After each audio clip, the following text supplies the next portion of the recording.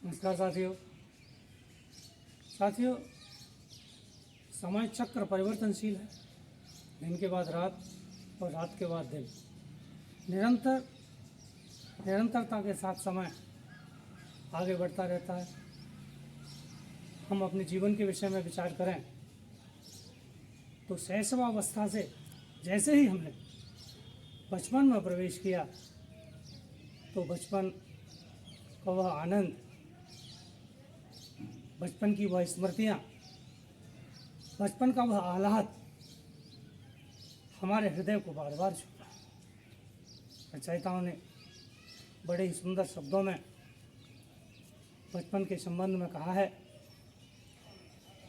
मैं बचपन को बुला रही थी, बोल उठी बिटिया मेरी, नंदन वन में फूल उठी वह छोटी सी कुटिया मेरी, माँ कहकर बुला रही थी, मिट्टी खा कर आई थी, कुछ मुँह में कुछ लिए हाथ में, मुझे खिलाने आई थी। बचपन की वह स्मृतियाँ जो मुझे बार बार गुदगुदाती हैं। अक्सर ध्यान में आता है कि जब हम खेलने जाया करते थे, निश्चित समय तो घर से अनुमति मिलती थी, लेकिन जब छुट्टियों में कुछ ज़्यादा हम खेलना चाहते थे, घर से अनुमति नहीं मिलती थी, तो हम साथियों को कोड वर्ड दे दिया करते थे कि हम आएंगे और संकेत करेंगे, एक आवाज़ करेंगे, दो आवाज़ करेंगे तो आप समझना कि हम बुला रहे हैं। तो उन्हीं संकेतों के माध्यम से इकट्ठे हुआ करते थे और जाके फिर खेला करते थे।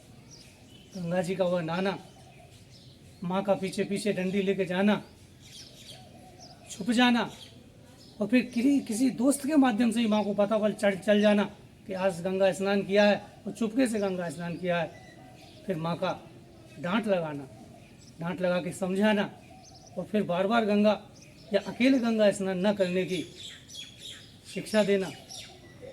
ये सब बड़ा याद आता है साथियों। वो समय कहाँ गया जब नक्सीर चल जाया करती थी तो हम खोद के पीली मिट्टी निकाला करते थे और उसको सूंघा करते थे, नाक से खून आना बंद हो जाता था। साथियों, गर्मियों में जब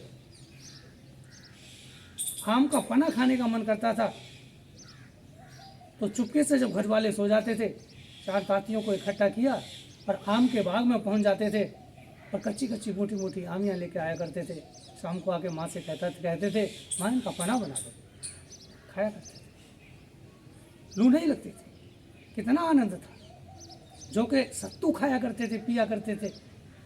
साथियों, जब आषाढ़ का महीना आता था तो जामुन पेड़ों पर चढ़ के, जो प्रशिक्षित साथी होता था वो पेड़ पर चढ़ जाया करता था और हम सब एक बड़ा सा कपड़ा लेके नीचे खड़े हो जाते थे, वो तोड़ के उस कपड़े पर डालता था और हम सब खाते थे। कहाँ गया वो प्रकृति का सानिध्य?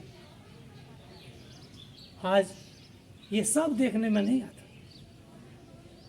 हर कोई व्यस्त, किसी को ना मनुष्यता के लिए समय, ना एक दूसरे के स्नेह के लिए समय, ना प्रेम के भाव को समझने के लिए समय। भाइयों,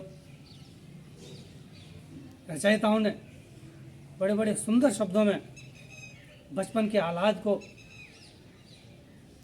स्पष्ट करने का प्रयास किया है और वास्तव में अक्षर से वह सत्य प्रतीत होते हैं।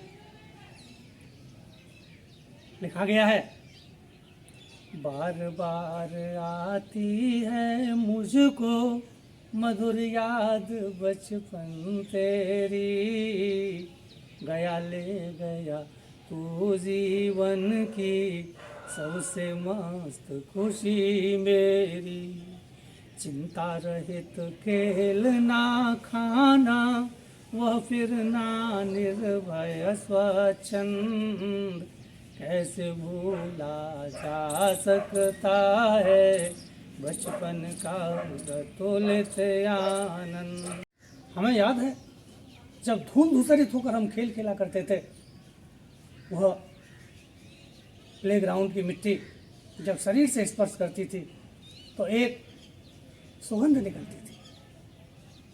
जब घर के आंगनों में वर्षा होती थी तो पूरा का पूरा घर एक खुशबू से भर जाता था।